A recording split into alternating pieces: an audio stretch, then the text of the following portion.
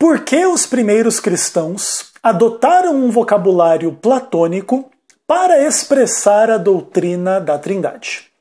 Eu sou Ezequiel Gomes, você está no canal Vem Senhor Jesus e hoje nós chegamos no penúltimo vídeo da série, analisando o livro do Dr. Milton Torres, que se chama Tentaram a Deus no Seu Coração?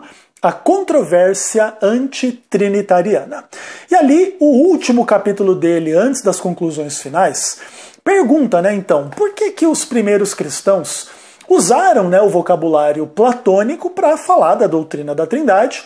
E isso, inclusive, gera algumas acusações dos antitrinitarianos para querer dizer que a doutrina da Trindade é uma visão pagã, filosófica, equivocada da divindade, Tipo assim, como se ali o cristianismo estivesse contaminado com as filosofias pagãs e tal, e politeísmo, e três deuses, então, ao invés de um só, e não sei o quê e tal. E aí existem inúmeras acusações nessa direção.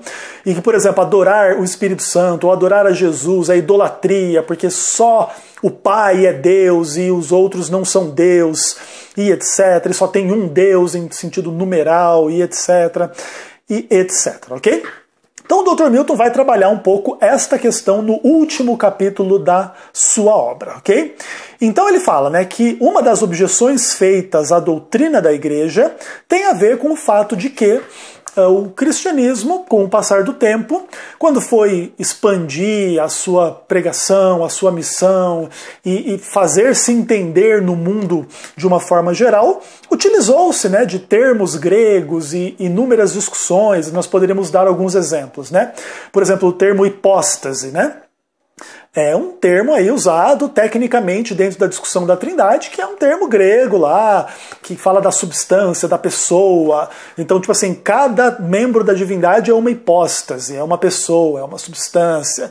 E existem inúmeras discussões aí em torno de vários termos gregos. Pericorese é um outro, que vai falar da unidade destas três hipóstases, inclusive hipóstases, é uma coisa até interessante isso, porque quando se fala, por exemplo, na humanidade de Jesus, as discussões trinitarianas dizem que a humanidade de Jesus não é uma quarta hipóstase na divindade, e que nem a unidade divina é uma quarta hipóstase na divindade. São três hipóstases, três pessoas que formam um só Deus ali na pericorese e tal.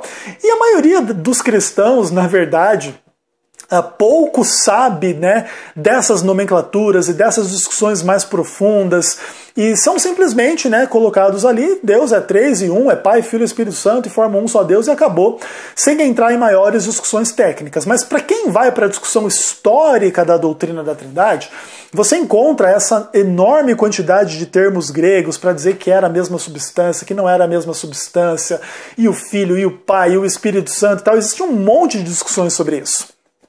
E alguns antitrinitarianos pegam essa discussão histórica e dizem, tá vendo? A doutrina da Trindade é essa filosofia maluca aí, cheia de termos gregos e tal, e tá tudo errado e etc. Aí o Dr. Milton começa a desmontar esta argumentação antitrinitariana, apelando para o uso que João fez no seu evangelho do termo logos para se referir a Cristo. Então, no princípio era o logos, E o logos era uma palavra extremamente carregada do ponto de vista filosófico, ok?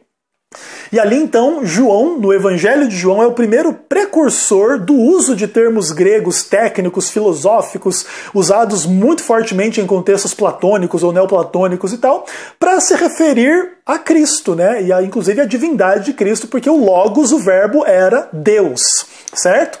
Então, o Milton começa a dizer assim, caso fosse errado você usar os termos técnicos gregos filosóficos usados aí pelos gregos e tal, você já teria um erro no Evangelho ao chamar Jesus do Logos, o verbo e tal. E aí o Milton ele vai continuar dizendo o seguinte, o grego era a língua franca da época em que o Evangelho foi escrito, então nada mais natural que o Evangelho ser escrito em grego, para ele poder ser, né, espalhado aí pelo mundo, a língua franca que todo mundo falava e etc. E o uso do grego e o uso do termo, por exemplo, como logos e tal, não tem nada a ver com sincretismo religioso, mas tem a ver com o vocabulário que está à sua disposição e que o outro também entende, que você pode usar para se fazer entender. Então, o Milton diz assim, de outra forma, o cristianismo teria que inventar uma linguagem que ninguém conhecesse, expressar os termos da fé cristã naquela linguagem, primeiro ensinar aquela linguagem para as pessoas para depois dizer, tá vendo? É isso que a gente está entendendo. É isso que a gente está querendo dizer para você. Deus é assim, é assado e tal. Mas não é assim que a igreja trabalhou. A igreja pegou a língua que era falada, os termos que eram falados comumente pelas pessoas, inclusive a ideia do grego koiné, né, que é o grego do povo.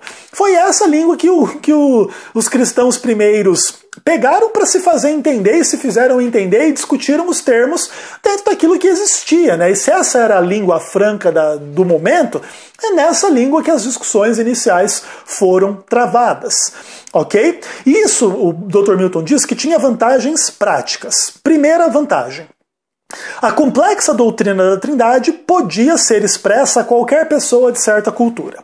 Então a pessoa tinha cultura, o que era logos, o que era hipóstases, o que era não sei o que e tal. Então quando o cristianismo surge pregando que Jesus é o logos, que cada um tem uma hipóstase e é um só Deus e não sei o que, as pessoas que tinham uma certa cultura e educação podiam entender do que estava sendo falado. Ok. Segunda coisa, o gentil, quando ouve falar, por exemplo, que Jesus é o Logos, ele se sente mais familiarizado com a discussão do que, de repente, se fosse usado um termo lá hebraico que ninguém conhecia, que ninguém sabia, e que poderia, né, dar um pouco de trabalho para explicar antes da pessoa poder entender. Então, para a facilidade da pregação, foi usada a língua franca da época e tal, e isso teve, vamos pensar assim, vários benefícios para o cristianismo. Muito provavelmente, o sucesso inicial do cristianismo, além do fato dos milagres e etc., tem que ver com essa capacidade de falar a língua das pessoas que as pessoas entendiam. E, por fim, a compreensão da doutrina da Trindade não requereria esforço superior a que já se fazia para dominar os conceitos da filosofia grega. Então, quando, por exemplo, se surge dizendo que Jesus é o Logos, você tem que entender o que é o Logos. Então, para você entender a filosofia lá, o que era o conceito do Logos, o verbo, o princípio por detrás de todas as coisas, etc. Então, o mesmo esforço que as pessoas precisavam fazer para entender a filosofia, elas faziam e entendiam o cristianismo e Deus e a Trindade, etc. e acabou. Então não era uma coisa assim mais difícil do que você entender uma coisa que as pessoas estavam naturalmente, normalmente capazes ali de se esforçar para entender. Então esses foram os maiores benefícios, né, do uso da linguagem platônica ou grega e etc. para expressar o cristianismo e a doutrina da Trindade. Entretanto, o Dr. Milton reconhece que esse expediente também trouxe alguns problemas, certo? É bem verdade que, em muitos momentos, o cristianismo acabou se mesclando com questões filosóficas, pagãs, em inúmeros conceitos e inúmeros particulares, mas isso não é exatamente culpa da língua, isso é culpa da capitulação de alguns cristãos em relação a conceitos que não deveriam ser negociados. Por exemplo, eu poderia citar, da minha própria parte, o Milton não cita isso no livro dele, mas, por exemplo, o conceito de alma imortal e etc. é um conceito muito mais da filosofia grega do que da palavra de Deus, onde você não encontra este conceito, ok? Então sim, o uso dos termos gregos, o uso da linguagem técnica depois grega, filosófica e etc., acaba trazendo esses problemas, mas o Milton deixa claro que o arianismo, ou seja, o antitrinitarianismo daquela época, sofre desse mesmo problema da mesma forma, porque inclusive tinha inúmeros termos especulativos em termos lá do éon, do demiurgo, de que Deus tinha gerado a primeira criatura, que é esse Deus inferior, que seria o Logos, que seria Cristo, e etc. Então o arianismo, o antitrinitarianismo da época, também sofriam com o mesmo problema em relação ao uso da linguagem filosófica grega e etc. Então, se o trinitarianismo pudesse ser acusado de ser contaminado pela filosofia grega, o antitrinitarianismo da mesma forma, e não é exatamente esta a maneira da gente resolver a questão. Aí o Milton termina esse capítulo dizendo assim, ou seja, a língua grega e o conteúdo cultural a ela associado foram simplesmente o veículo que se encontrava à disposição para para que os cristãos anunciassem por seu intermédio os preceitos que se encontravam estabelecidos nas Escrituras. Por que o cristão usou a língua grega e os conceitos gregos? Porque é esses que estavam à sua disposição, é esses que as pessoas podiam entender e se faziam entender, e assim, aquilo que eles entendiam da parte de Cristo, do Espírito Santo, as profecias do Antigo Testamento e tal, inclusive o Antigo Testamento já estava a esse ponto traduzido ao grego, as pessoas já tinham acesso, então isso facilitou em grande medida a expansão da mensagem cristã, que agora falava a língua universal e não estava simplesmente direcionada à língua, né, dos hebreus e etc., que tornaria a mensagem cristã muito menor em termos de influência e amplitude do que de fato aconteceu ao trazer a língua grega para a questão. Mas não existe na teologia da Trindade conceitos gregos. O que existem é revelações divinas da divindade de Cristo, da divindade do Pai, da divindade do Espírito Santo, expressas na língua comum daquele tempo.